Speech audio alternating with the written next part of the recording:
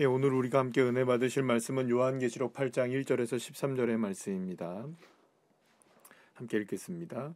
일곱째 인을 떼실 때에 하늘이 반 시간쯤 고요하더니 내가 보매 하나님 앞에 일곱 천사가 서 있어 일곱 나팔을 받았더라. 또 다른 천사가 와서 제단 곁에 서서 금향로를 가지고 많은 향을 받았으니 이는 모든 성도의 기도와 합하여 보좌 앞 금제단에 드리고자 함이라. 향연이 성도의 기도와 함께 천사의 손으로부터 하나님 앞으로 올라간지라. 천사가 향로를 가지고 제단에 불을 담아다가 땅에 쏟음에 우레와 음성과 번개와 지진이 나더라. 일곱 나팔을 가진 일곱 천사가 나팔 불기를 준비하더라. 첫째 천사가 나팔을 부니 피 섞인 우박과 불이 나와서 땅에 쏟아지매 땅의 3분의 1이 타버리고 수목의 3분의 1도 타버리고 각종 푸른 풀도 타버렸더라. 둘째 천사가 나팔을 부니 불붙는 큰 산과 같은 것이 바다에 던져짐에 바다의 3분의 1이 피가 되고 바다 가운데 생명 가진 피조물들의 3분의 1이 죽고 배들의 3분의 1이 깨지더라. 셋째 천사가 나팔을 부니 횃불같이 타는 큰 별이 하늘에서 떨어져 강들의 3분의 1과 여러 물샘에 떨어지니 이 별 이름은 쓴쑥이라. 물의 3분의 1이 쓴쑥이 되매 그 물이 쓴 물이 되므로 많은 사람이 죽더라. 넷째 천사가 나팔을 부니 해 3분의 1과 달 3분의 1과 별들의 3분의 1이 타격을 받아 그 3분의 1이 어두워지니 낮 3분의 1은 비추임이 없고 밤도 그러하더라. 내가 또 보고 들으니 공중에 날아가는 독수리가 큰 소리로 이르되 땅에 사는 자들에게 화가 있으리니 이는 세 천사의 불어야 할 나팔 소리가 남아 있음이로다 하더라. 아멘. 할렐루야. 이제 여섯 번째 인이 떼어지고 난 다음에 이제 마지막 일곱 번째 인이 오늘 본문을 통해서 떼어지게 되는 것을 보게 되고요. 그 일곱 번째 봉이 떼지면서 오늘 본문에서는 이제 네 번의 나팔이 불려지게 되면서 어떤 일이 벌어지게 되는지에 대한 부분들을 우리에게 말씀해 주고 있는 본문을 보게 됩니다. 자, 그런데 이제 다시 한번 이제 우리가 중요하게 생각해야 되는 것은 일곱 번째 인이 떼어지면서 나팔이 불 때마다 전 지구상에 전 우주적으로 어마어마한 재앙이 일어나게 되는데요. 이 재앙은 무시무시한 것이긴 하시지만 중요한 한 가지 사실이 있습니다. 이 모든 일들의 심판 속에서 하나님이 누구를 보호하시고 인도하시느냐? 바로 성도들은 보호하시고 인도하신다는 사실이죠. 그래서 이미 우리가 여섯 번째 인을 떼고 나서 사도 요한이 하늘의 보좌를 봤을 때에 그때 이제 거기에서 14만 4천 명과 큰 무리에 셀 수 없는 많은 무리들이 그곳에서 하나님을 찬양하는 그런 모습들을 보게 되면 거기서 이미 예수 그리스도의 어린 양의 보혈로 인침을 받고 그리고 구원받은 백성들은 이미 그곳에서 다 눈물을 닦아주시는 그런 놀라운 은혜를 받게 되는 것입니다. 그리고 일곱 번째 인이 떼어지게 될 때에 마침내 하늘에서 그 웅장한 소리들이 펼쳐지고 있었던 그 소리가 모두가 다 잠시 멈추게 됩니다. 오늘 성경은 이 고요함이 약 반 시간 정도 계속되었다고 얘기하는데요. 이 반 시간이라는 것은 말하자면 이 심판의 엄청난 그 전조 증상으로 그 하나님의 심판이 어마어마하게 될 것이라는 것을 예고하는 것처럼 보여집니다. 마치 폭풍의 전야처럼 말이죠. 한편 이 반시간이라는 것을 통해서 우리가 알 수 있는 것 중에 하나는 뭐냐면 예루살렘 성전에서 이스라엘 백성들이 아침마다 드리던 제사의 향을 피우는 시간을 가리키기도 했다는 것을 우리가 기억할 필요가 있습니다. 시편은 성도가 하나님께 드리는 기도를 이런 분향의 행위로 묘사하기도 했었는데요. 시편 142편 2절 말씀에 보면 나의 기도가 주의 앞에 분향함과 같이 되며 나의 손드는 것이 저녁 제사같이 되게 하소서라는 말씀이 나오게 되는 것을 보게 됩니다. 그러니까 유대인들은 하나님께서 그의 백성들의 기도를 듣기 위해서 하늘을 조용하게 하신다고 믿었던 것이죠.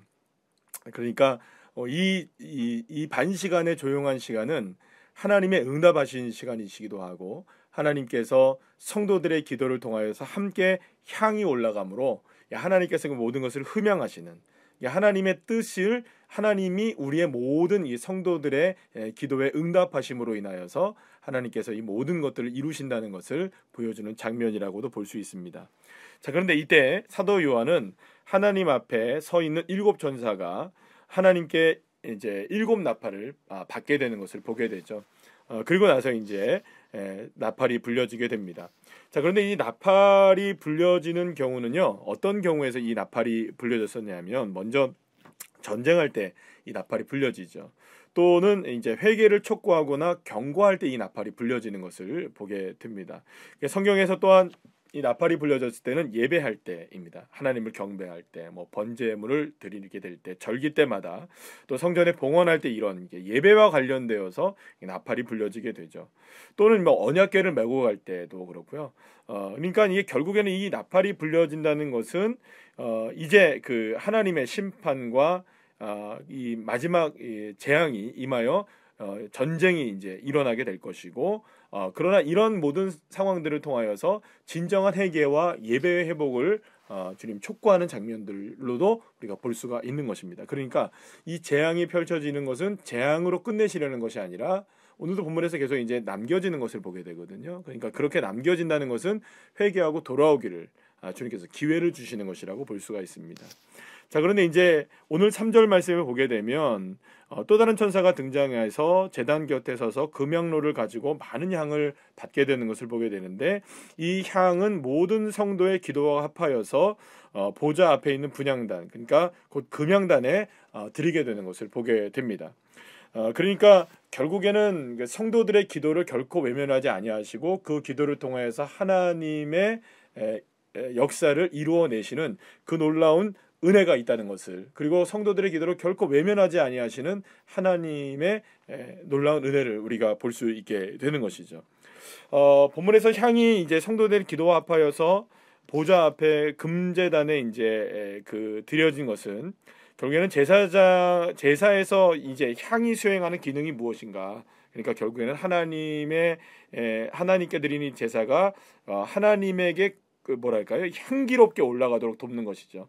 그러니까 결국에는 우리의 기도도 하나님을 향하여 향기롭게 올려드리는 것, 하나님을 기쁘게 해드리는 게 무엇이냐?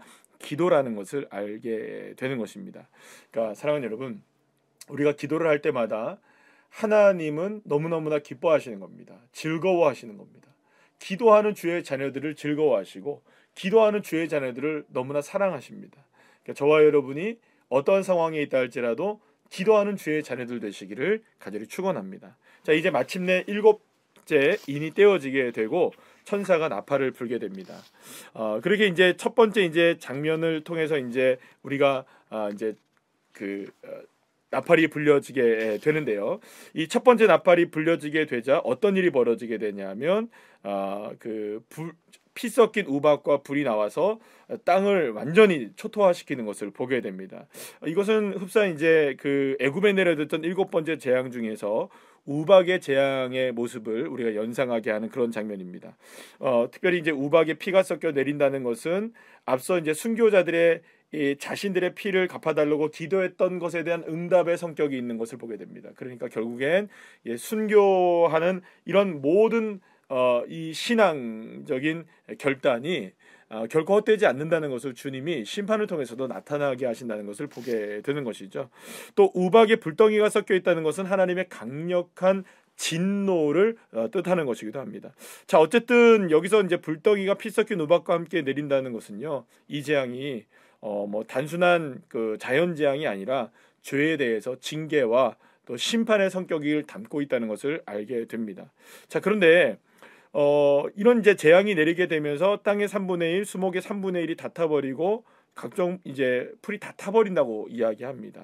자, 그런데 여러분들 이게 이제 3분의 1이 되고, 그러니까 3분의 2는 남아있다는 소리죠. 그러니까 3분의 2가 남아있다는 건 뭘까요, 여러분? 세상을 완전히 멸망시키지 않고 아직까지는 회개할 기회를 주시고 계시는 하나님의 그 은혜를 우리가 볼 수 있게 되는 것입니다.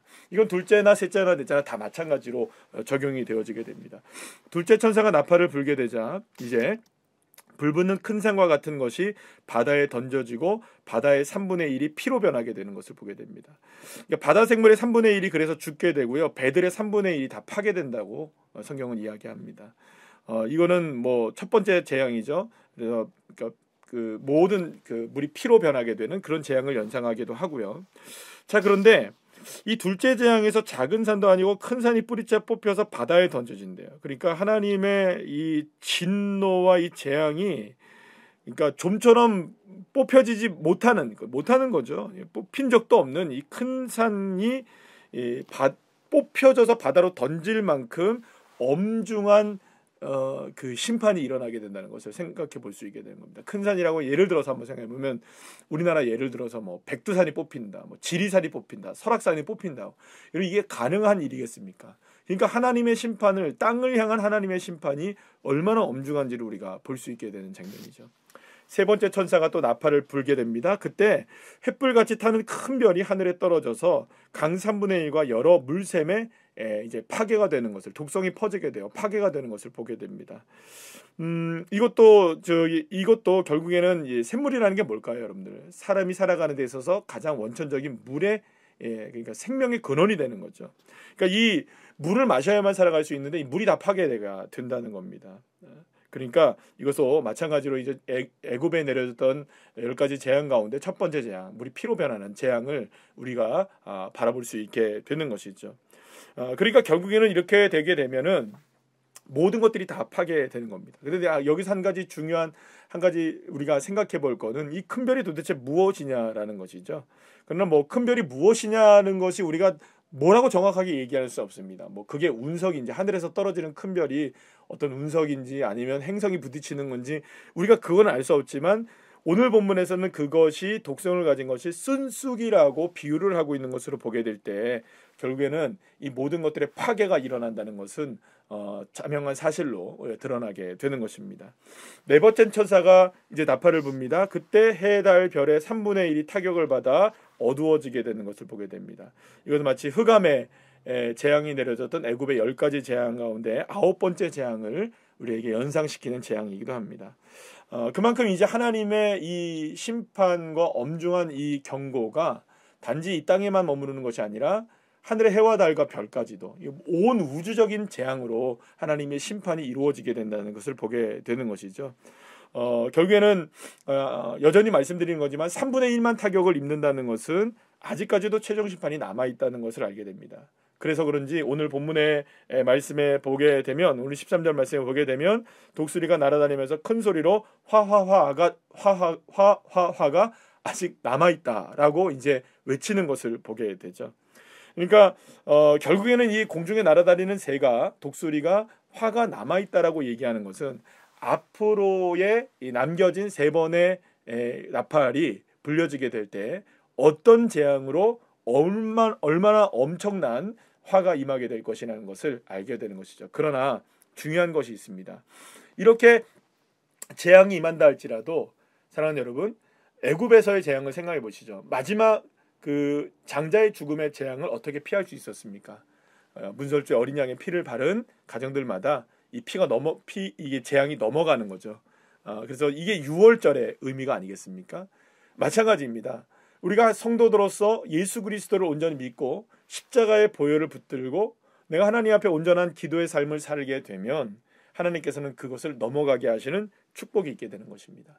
물론 심각한 타격을 입어서 그 타격 가운데 어마어마한 일들이 일어나겠죠. 사실은 이러한 모습은 현재에도 일어난다고 볼 수가 있는 겁니다. 물론 이게 3분의 1 정도의 타격을 받지는 않을 수도 있습니다. 지금의 현장의 모습 속에서는 예를 들어서 동일본 대지진이다 그러면 전 세계적으로 3분의 1은 타격은 아니죠. 분명히. 자, 그런데 이러한 타격으로 인하여서 많은 사람들이 정말로 힘겨움고 죽음을 당하기도 하고 또 모든 것들을 다 잃어버리기도 하는 그러한 재앙 가운데 빠지는 것은 우리가 지금 경험하고 있는 일이기도 합니다. 그렇다면 지금 이 전 지구적으로 전 우주적으로 일어나고 있는 이 나팔의 재앙들이 일어나게 될 때마다 주님은 우리에게 원하시는 것이 무엇일까요? 그렇습니다. 이런 상황 속에서도 우리는 끝까지 주님이 모든 것을 다스리고 계신다는 것, 이 일을 이루고 계시는 분이 누구신가요? 어린 양이십니다. 모든 것은 주님이 하시고 계시는 것이죠. 그러니까 우리는 그분을 믿지 않습니까? 그분에게 구원을 받은 백성들 아닙니까? 그러니까 결국에는 우리는 이런 믿음을 가지고 특별히 기도에 전념해야 될 때라는 것을 우리는 기억해야 되는 것이죠.